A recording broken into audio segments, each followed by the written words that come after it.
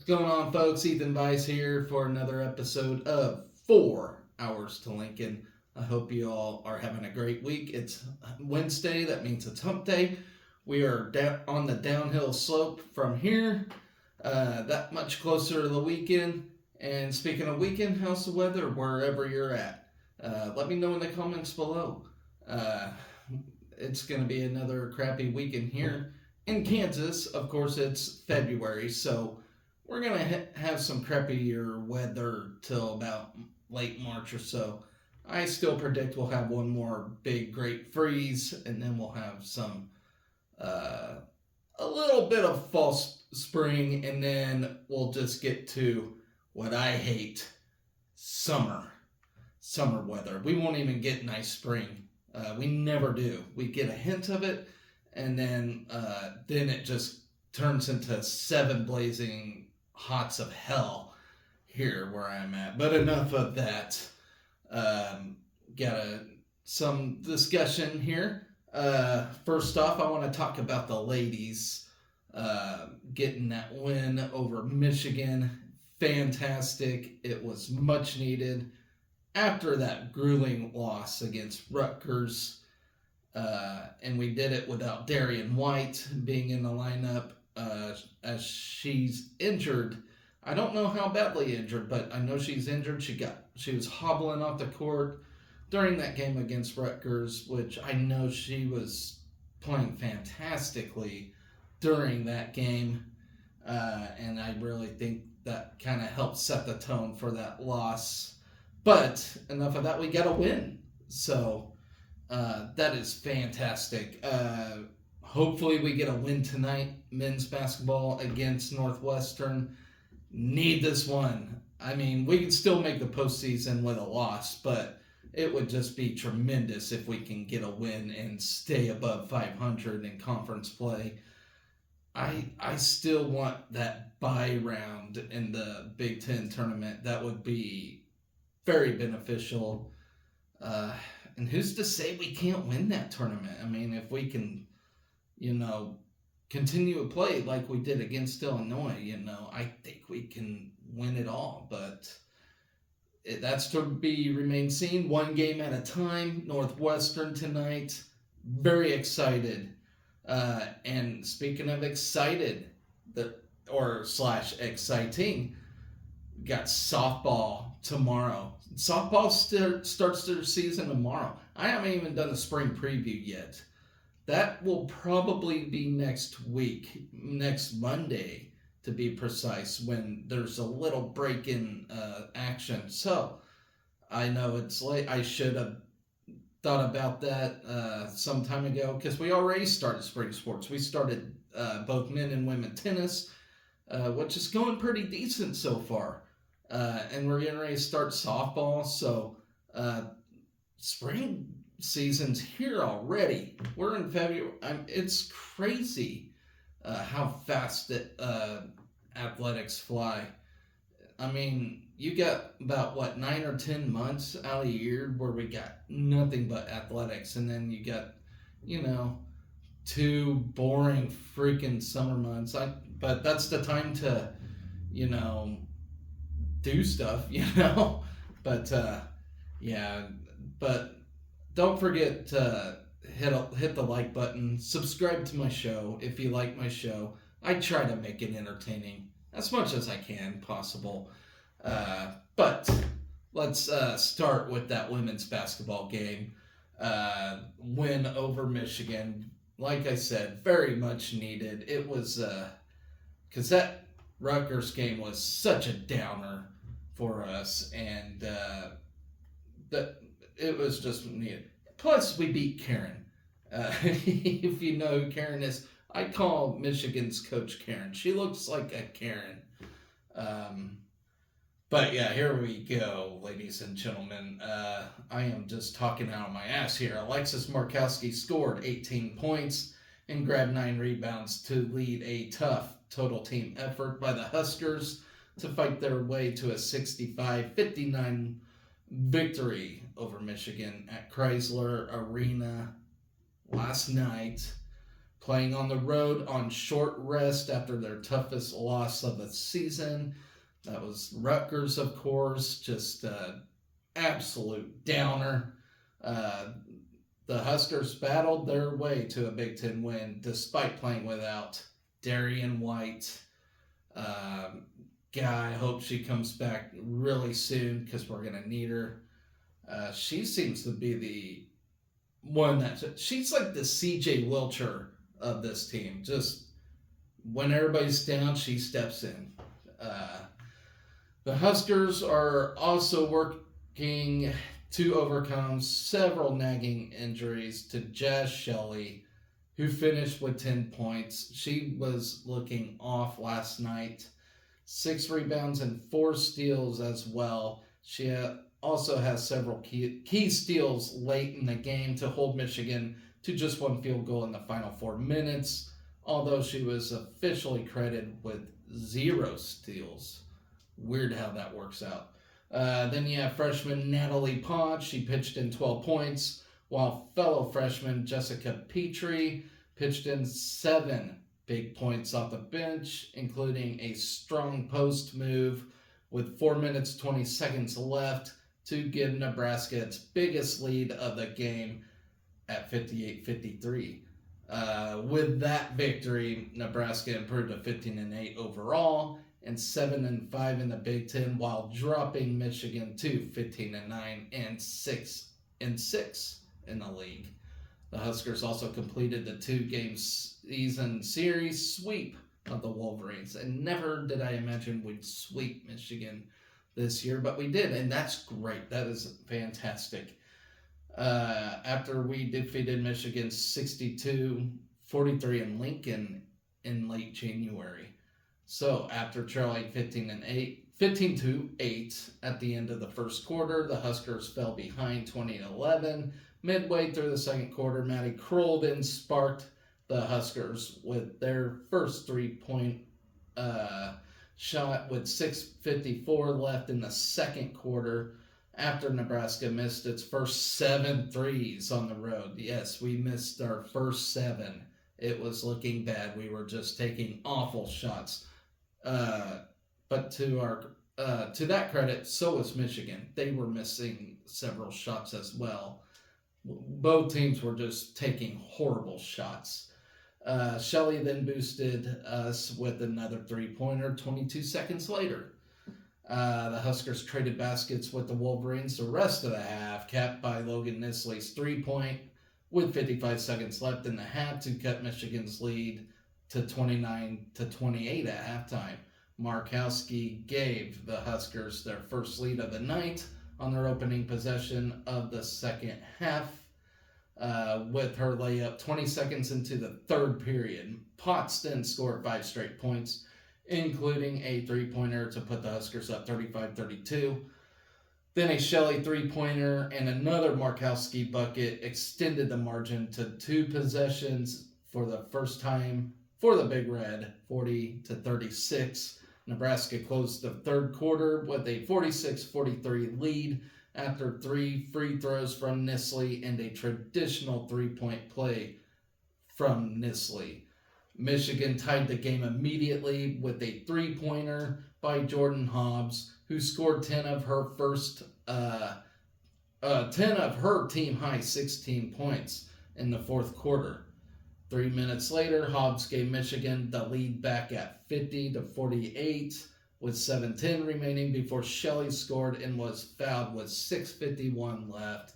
Markowski then contributed one of the game's biggest plays with a tip-in putback of Shelley's free throw miss to complete a 4-point possession and give the Huskers a 52-50 lead. The Huskers led the rest of the way with big defensive plays and a pair of free throws from Kroll in the final minute. Markowski then gave another huge offensive rebound on a missed free throw to prevent any hopes of a Michigan miracle. Nebraska finished at 46.9% from the field, including 5 of 19 from 3-point range. They also went 14 of 23 at the free throw line. Nebraska lost the battle of the boards 35-31. That's one thing we have been struggling with, even during the Rutgers game, is rebounding. It's insanely chaotic. Like it's very frustrating to not chase those rebounds.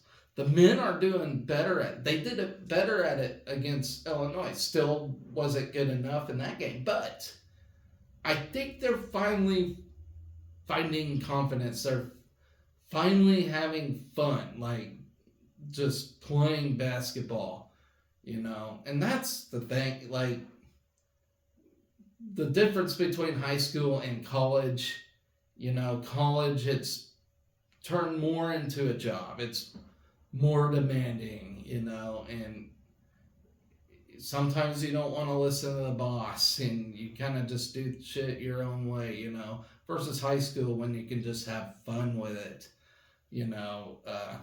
I think these guys are finding a way to have fun with it, and they should, they're still just kids, and they, but just have fun with it, chase the ball, pretend you're an 8-year-old in the schoolyard again, like just, I don't know.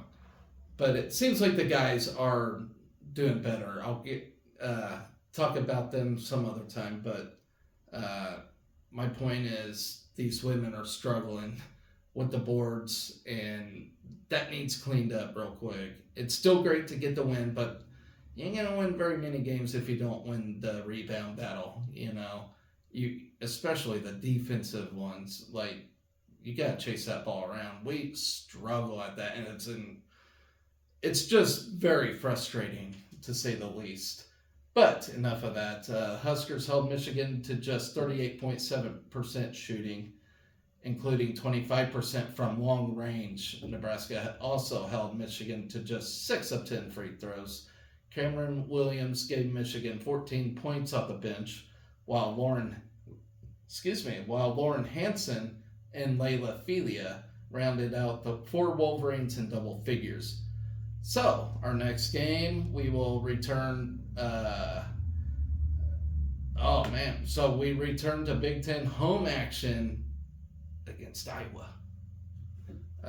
It seems like we just played Iowa just because we did. We just played Iowa. But this time at home, can we do it? This is our second chance to make Caitlin Clark cry. Can we do it? I think we can. I know Iowa's good. Caitlin Clark shoots like a man. But I don't know. Everybody just needs to show up. The crowd needs to show up. We need I don't know. It's probably hard to intimidate Caitlin Clark on the road, but let's show up. Let's try to get it done. I can't wait till she goes to the WNBA and everybody forgets about her. My honest opinion. So anyway, so we do that. When is that? Sunday. So we will talk about that game Sunday. Actually, I'll preview that on Saturday. So that's what went on yesterday. The men played tonight. We start softball tomorrow. Let's talk about softball. We got Jordy Ball. What else is there to say? And the thing about softball, if you have a pitcher like Jordy Ball, you have a high chance of winning a national championship as long as you got a decent offense. So we already start out the season against some top foes. We got Washington, Duke. They're both ranked. What is it like? Washington's like ranked 15th. Duke's like 8th. So we already get to test this out already. I can't wait. It's going to be amazing. And really, I think we have a solid chance. I mean, we opened the season in Mexico, of all places. I hope the girls are safe down there. Terrible place to be. But here we go. We're currently ranked number 18 right now, preseason poll.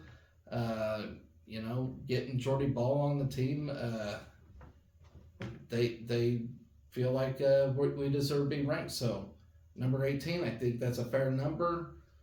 Let's see how it goes. We watched a red white spring action during the fall. Everything looked good. It looks like we have a decent offense out there. Uh, and they don't have to be like the best offense in the world because, like I said, you have Jordy Ball pitching, and that's the crazy thing. Softball pitchers, they don't rotate as much as like guy pitchers do.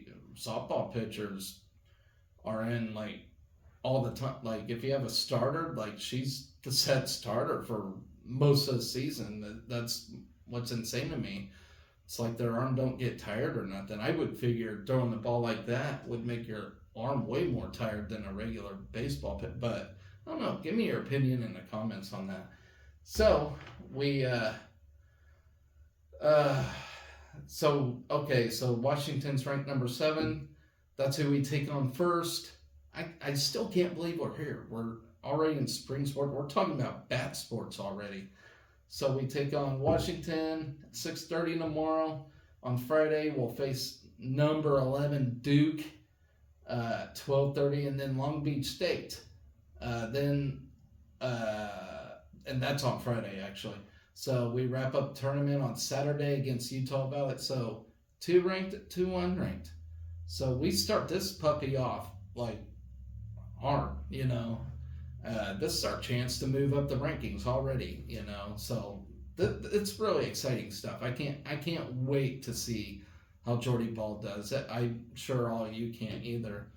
And what are you guys most excited about, baseball or softball? Like, there's a lot of noise in softball. I heard there's a pretty good team in baseball this year, but we'll talk about that on another day. Who do start next week, by the way. All 4 games this week and every game this season, we'll have a free radio broadcast with Nate Rohr on the call. He's fantastic. The radio broadcast is available at Huskers.com. And that you can download the Huskers app and get it on there too. Not rocket science at all. Fans can also watch all the action at the Porto Vallarta College Challenge by purchasing a subscription to Flow Softball. I already have a Flow subscription because there's a lot of wrestling involved on there. So it's pretty nice. It's very pricey indeed, but for me it's nice to have. A monthly subscription is $30. And an annual subscription is $150. So choose your poison. It is a pricey bundle, but you get a lot of sports through it. So Nebraska returns all but 3 players from last season. And we didn't look too bad last season. In fact, you all remember we made the softball tournament. So very fun. When the Huskers finished with a 36-22 record, second straight trip to the NCAA tournament. And yes, we went to we made it all the way to regional final to post a top 20 national finish while receiving votes in the final top 25 poll. So as you all can see, we got a fantastic little team here. And there's a lot to be excited about. You may think being ranked 18's high, but let's just see how this puppy plays out. I'm so ready. I can't wait. This is going to be a fantastic year for sure. So we have added 8 newcomers to our roster, including 3 Division I transfers and 5 freshmen. Rhonda Reville is back for her 32nd season, and I bet this is going to be her best season yet. Which ties her with former golf coach Robin Krapfel as the longest-serving female head coach in the history of Husker athletics. Bet you didn't know that, did you? She's been around a long time. Thursday season opener will mark the 5th game Nebraska has played on foreign soil. The Huskers played 4 games in Puerto Vallarta in 2017.